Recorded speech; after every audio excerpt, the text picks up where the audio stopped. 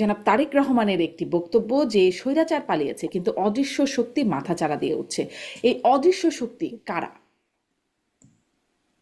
জি, আপনাকে ধন্যবাদ। মঞ্জু ভাইকে শুভেচ্ছা। যেসব দর্শক আমাদের এই অনুষ্ঠান দেখছেন তাদেরকে শুভেচ্ছা অভিনন্দন ধন্যবাদ। বাংলাদেশে এখন যে পরিস্থিতিটা আছে, চারিধারে কিন্তু আমরা যেটা প্রত্যাশা করেছিলাম, আশা করেছিলাম, ততটা আশা এবং প্রত্যাশার সঙ্গে মিলবে না। যেমন দুর্নীতি বিরুদ্ধে, সন্ত্রাসের বিরুদ্ধে, গণহত্যার বিরুদ্ধে গণঅভ্যুত্থান, 16 বছরের যে পৈশাচিক শাসন তার বিরুদ্ধে গণঅভ্যুত্থান। কিন্তু গণঅভ্যুত্থানের পরে এই কথা আমাদের শুনতে হচ্ছে যে এখনো টাকা পাচার হচ্ছে। ডক্টর ইউনূস সাহেবের সরকার যারা আছে তারা অনেকটা বিশেষজ্ঞ পর্যায়ের লোকজন, এবং তাদের উপরে ডক্টর ইউনূস সহ সবারই প্রত্যাশা অনেক বেশি। 1 বছরের বেশি আমরা পার করে ফেলেছি। টাকা পাচার তো শুধু বন্ধ হওয়ার কথা না, বিদেশে যে টাকা শেখ হাসিনা এবং তার সরকার বা তার শাগরেদরা পাচার করেছে সেই টাকা ফিরে আসবে, এটাই দেশবাসী মনে করেছিল। সেই ফিরে আসাটা কতটা সম্ভব হয়েছে সেটা কিন্তু এখনো মানুষ জানে না। এটা একটা।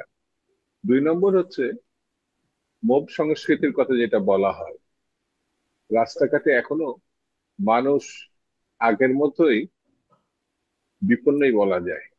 বিপন্ন হচ্ছে কখন কার উপরে কোন কথাবার্তা ভিত্তিতে আক্রমণটা হবে এটা কেউ জানে না। অথচ দেশে আইন শৃঙ্খলার উন্নতি হবে, আইনের শাসন প্রতিষ্ঠা হবে। মানে আমি মোটা দাগে দুটি প্রসঙ্গ এনে এই কথা বলতে পারি, আমরা যা প্রত্যাশা করেছিলাম সেই প্রত্যাশার সঙ্গে মেলেনি। তার অর্থ এই নয় যে এই অবস্থাটা আগের মতো। স্বৈরাচারী বা স্বৈরতন্ত্র যেটা ছিল সেটা তো একেবারে ভয়ঙ্কর এবং ভয়াবহ।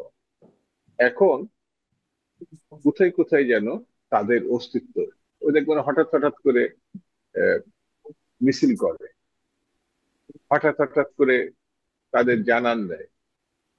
আর পার্শ্ববর্তী দেশের ভূমিকা তো আগেও যা ছিল, এখনো যে খুব পরিবর্তন হয়েছে এটা বলা যাবে না।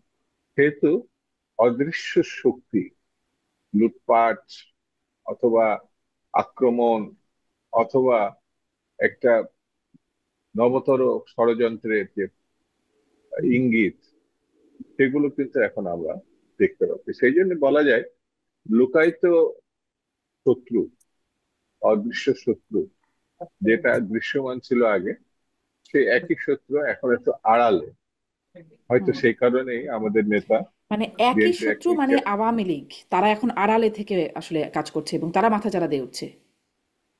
এইভাবেও বলা যায়, সরাসরি আচ্ছা, বললে আওয়ামী তো তারা লীগের কথা অদৃশ্য নেওয়া যায়। শক্তি মাথাচাড়া দিয়ে উঠছে।